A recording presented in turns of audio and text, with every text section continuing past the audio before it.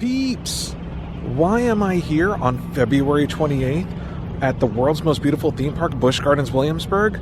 Even though the park doesn't open until March 17th for pass members and March 24th to the general public, Busch Gardens invited us out here today, and I'm in the back lot right now, to take a hard hat tour of their new Battle For Eire ride. It is state-of-the-art virtual reality motion simulator ride. It's actually going to be right here behind me. I'm in the employee parking lot, or I guess this is, I don't know, some type of parking lot that's generally reserved for like you pay extra at the front gate and you can park here. It's closer to the front gate kind of thing.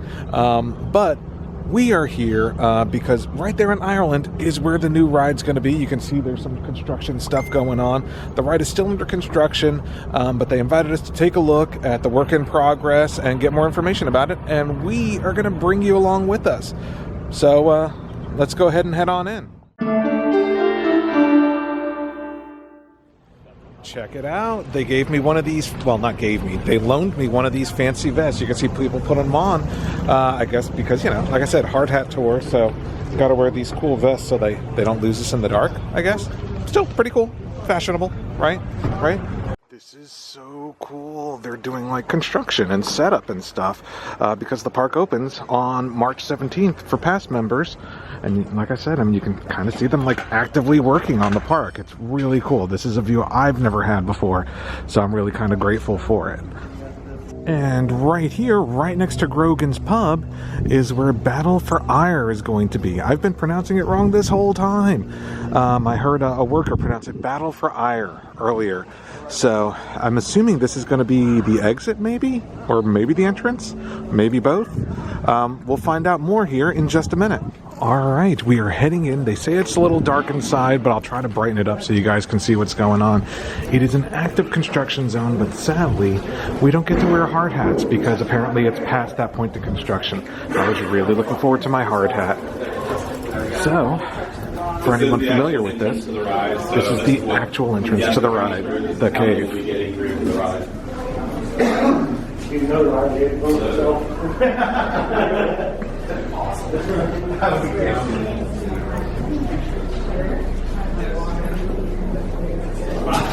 Oh look, you can see right there, they have like measurement helmets.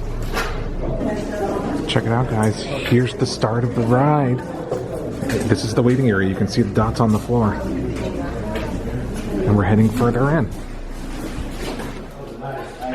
Oh, actually, here's a better look at it. So after you queue up in that room I just showed you, this is the room you're going to come into. Come on in, everybody. We've got plenty of room here. Where's Jason? Come on in.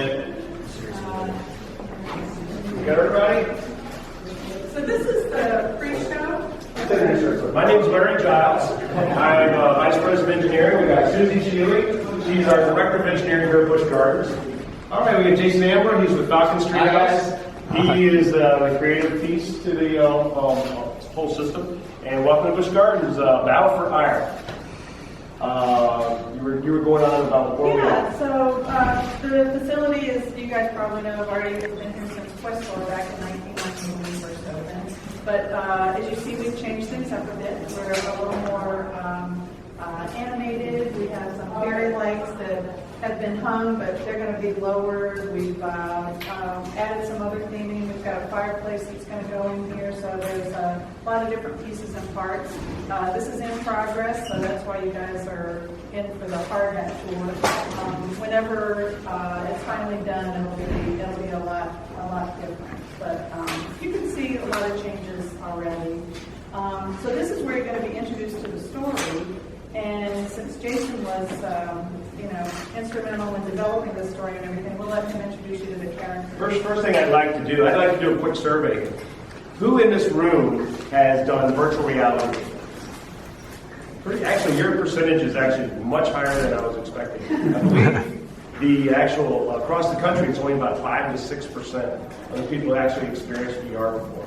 And we think we've got one of the most unique VR experiences pretty much anywhere. As we go through the storyline, and you see Susie's already wearing one of the pieces that we have, We'll kind of talk you through how we all think this whole piece is going to go together and why we think Battle For Eire is going to be one of the most unique attractions that you'll find anywhere. So why don't you tell us a little about the story? Absolutely. As Larry mentioned, we feel like this is going to be the first major mass reality experience for people to come and actually go in large groups and experience virtual reality. Up until this point, it's always been, in small groups or smaller capacity venues. So this is a really exciting opportunity. When people enter this room, this is the prelude to the whole story, right? So this is where we're introduced to the characters, to the story, to the world that we've created, which Battle For Eire lives in. What's really unique about the story is we're trying to bring people in to the storyline as part of the adventure. So you're entering this world, this fantasy world, through an enchanted lens, aka our VR headset, and that is what allows us to experience this fantasy world. So without that, we would be seeing a normal world, right? So that's a really kind of cool overlay that we've introduced to this attraction, and a way that we can incorporate humans into the story to actually help the journey. So in this room, we're introduced to Addie, who's our main character. She's a very fierce female fairy. She's a warrior, she's a guardian, and she is here to recruit us to help protect the Heart of Eire, which is the source of all magic in Ireland, from Balor, who's the main villain. I think he's over here. He's right here. And Balor's got his evil minions, the Sluagh, which is right over here. Yeah, which are over here. And there are a swarm of these evil little creatures that are going to be part of the story, and obviously something that we're going to be engaging with a lot. And then Addie has her trusty sidekick, Ollie, who's over here, and he's a dragon, and we get to opportunities to fly with the dragon and fly with Addie and help rescue the Heart of Eire from Balor. So it's ultimately a story about saving the magic of Ireland and bringing that back, and hopefully you guys enjoy it. So for some of the geeky people out there like me, we talked a little bit about how the whole system works. We're utilizing virtual reality headsets, commercial-grade virtual reality. One of the big differences we have is that we want to drive these with a mini computer. So we want to be able to generate a really good high-resolution image. We got a 2K resolution image, 4K resolution image on the headsets. And we have an individual computer driving each and every headset. We're also running at 90 frames per second. For comparison, on your TV at home is running around 30 frames per second. So we're going to be 3 times that. And those of you who put on headsets before, once you put in this headset, you're in another world. Everywhere your senses tell you, you look this way, you look that way, and you see everything that is in that world, created in that world. We have to run 90 frames a second, so as you pan your head, you don't see we call it picket fence effect. So it's nice, smooth transition, just like you would at any of us in the outside world. So that's one of the things that we're creating here. The other thing, we're putting it on a state-of-the-art simulator. Our simulator is got 6 degrees, 6 actuators. We run 2,000 PSI pressure, and we can make this thing really move and dance. So as you experience the adventure, when you're actually riding on the back of a dragon, Ollie, you're going to actually be on the back. You're going to feel it. You're going to look down and see the dragon. You're going to look to the right and see the wings flapping. And of course, you'll be able to see the vistas that you'll be able to see just like you would on a real dragon. So we're going to take you places that you really can't go anywhere else. I know one thing that I'd like to add with that is, with all this great technology and being powered by individual PCs, we're also introducing a layer of interactivity so people will actually get a chance to interact with their environment as well. So that's a really nice feature, a nice add. Beyond just a baked content experience, people will participate in that journey a little bit more. So typically, like these typical rooms, we're going to teach you the storyline that Jason just kind of went through, Jason and Susie both ran through. You're going to see a lot about it, and then we're going to have to train you, because you got to train you to ride at the back of the dragon. Yeah, you pick it up in the ante room, and you just put it on your head. You see the Busch Gardens logo here. You can't really see it, but when you have it in your hand, you will. And you put it on your head, turn around and just tighten the ratchet. Make sure this is down low behind your, the base of your head. And pretty much when you go inside, the VR, what do you call it, the enchanted lens will actually snap right in. And we'll show you that too when we get in there. So we're calling these emerald masks. This part right here, the head mount, these are called emerald masks, and the lens is called the enchanted lens. Sitting next to each other by being on the same color dot. And when the unit's ready to go, we'll magically open the, and you'll go in. And we'll go ahead and take in, I guess, about half of them. We gotta make sure that they're Just follow you. Got it. So you guys can go through and line up in the front here. Sure. And as soon as this area is filled, we'll.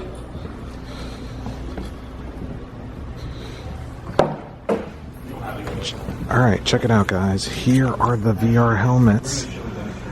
They just said that they don't touch your face. They actually connect to that helmet that I was showing you guys earlier. And it's all set up here.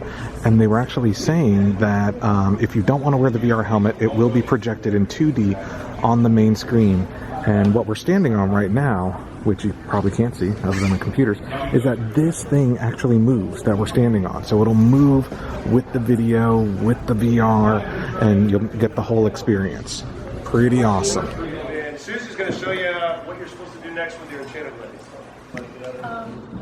So when we designed these, we designed them so the headset would actually tip towards the person. So you're basically going to turn to your right and take the lens that's there. And it really just snaps right onto the magnets that are already on your head. And you may need to tighten it a little bit. But yeah, pretty much. And as riding around. Yeah. And you'll be able to look all around you, to the right, left, up, down, you'll be able to see everything. Unlike just looking at a 2D screen, it's going to be a lot more immersive. My simulator was state-of-the-art then, it's still a state-of-the-art system. This thing, when you see it running off board, looks like it's alive. It will move, it will dance. We can do so many things with it. Over the years, one of the things that we've been limited on is we felt that the imagery is much better off board, just like this. And so we were very limited on the motion because anytime we try to keep tip up, you lose your main screen. Well, now we have unlimited options for our motion because now our motion systems are on board with the flight simulator. And we can tip, we can drop, we can turn, we can do all the things we've always wanted to do as far as the motion side goes. So it really becomes more unlimited for us. Jason Ambler, executive producer of Falcons Creative, he's going to talk a little bit about the media, the process that went through creating this this wonderful show. As you can see, they're still loading it, and they're working in the back, getting this stuff all loaded in. We got started, I think, a little over a year ago. And as Larry mentioned earlier, we're doing stereo 4K, 3D 4K, so 4K per eye in the VR headset. So it's also going to have some of the interactive elements that I mentioned earlier. And so we should touch on that a bit more. There's going to be some interactive elements where you use your gaze to trigger events in the content. So by looking in certain directions, that will cause certain things to happen. So that's a very exciting element that we're happy to be bringing into this attraction as well. Does that mean you're going to have a different experience every time? Yes, that's very much the case. Everyone will have their own individual experience every time they ride. So you could choose to help find the part of Eire or not. Yeah. So it'll be up to everybody to choose if they want to be a helper or not. How did you come up with the story? The story, I think that was, it was definitely a group effort. It involved many different people. When we kicked off the project, we had a rough idea that we knew we wanted it to be themed around Ireland, around the entire land, to incorporate with what the area development is here. We knew that we wanted to appeal to the wide age group that fits the height requirements. So we knew we needed to appeal to kids, but we also wanted to appeal to adults. We knew we needed to take advantage of the VR technology that we're putting on and the motion platform itself. and we can maximize the movements, as Larry had mentioned. So those were some of the initial parameters. Then we knew we wanted to take it into a more fantastic direction and push the visuals and push the imagery even further. And that's kind of where we started to craft a lot of the storyline based off of a lot of Irish lore. Fairies, the Slua are even in part of Irish lore. Baelor is a classic Irish, villain in old mythology and Irish mythology. So we tried to work in a lot of the Irish mythology into the adventure itself. The idea of the other world, the land you experience in the VR headset, the idea of the other world is also a Irish mythology as well. So we really tried to work in a lot of those ties to create the overall experience. You touch on the significance of the main character's name and what that is. Yeah, so even the main character's names, Addie is short for Aidnit, which means little flame in Celtic. And then also Ollie is short for Olafeist, which is the most iconic dragon in Irish lore. So we really tried to tie in a lot of Irish mythology and lore to the story and make it as authentic as possible. Even to the point of we hired a lot of our voice talent from Ireland, from Dublin, to record the voices for this attraction so we can make an authentic experience. How long does it take? So like start to finish, obviously the story develops a little bit throughout. How long does it generally take? Well, we pretty much got started once we kicked this project off a little over a year ago. So that's when this whole process gets started. We go through pre-production, storyboards, visual development, concept development, character development. For those of you that were staying tuned to this project, I know we released a lot of characters at IAPA, but even then, once you have those characters defined, it takes a lot of finesse to get everything integrated into a show like this, and put in all the effects that we're throwing at this thing. There's going to be a lot of different effects, high-powered elements going on in the show. Was it difficult in the challenge to come up with a story that would fit into a 4-minute ride? That is always a challenge. You're telling a haiku of a story. You want to get the beginning, middle, end. Luckily, in this case, we have the ability to tell some of the prelude and the pre-show that can help set up the world for you. And so by the time you get into this main theater, we're go, go, go, and we're right in the middle of the story, and right in the middle of the action. So from that moment on, we really just try and crank up the volume. So here is Under the Ride. How cool is that? Y'all can kind of circle around and make sure everybody's getting in here. Have enough room? So we were just standing right up there, and here's what's under it. This is what makes the ride move. That is crazy cool. This is all based on how we want the unit to fly. So if we want the front to go up, these two units will extend and it will rotate up and go backwards. These are all Moog actuators. Moog builds a lot of the flight simulation systems. Actually, I had a few NASA guys up here checking out our systems. They have a couple very similar to these down at NASA, and I heard there's one down at Virginia Beach for the Navy. And now we're making our way out through the exit hallway after checking out the inside of the ride. Lots of work still to do, as you can see, but coming along. And here is where you'll exit. Here for our Brogan's Grill. We got a new roof over on Emerald Isle. I don't know if anybody's seen it. It's light brown. The roofs are all painted great looking blue. We cut back. We changed a lot of things in here that a lot of our fans will notice right away. So that was pretty cool, going behind the scenes of Battle For Eire, seeing the motion simulator, the HTC Vive helmets, all sorts of stuff. Really learned a lot today. Really excited for the ride. They don't have an official date yet because they want to make sure everything's tested and done before opening. But they are saying spring 2018, so you can expect that we will be here when the ride opens, showing you all the good stuff. Thank you guys for watching. Thanks to Busch Gardens for having us out today, and we will see you guys next time.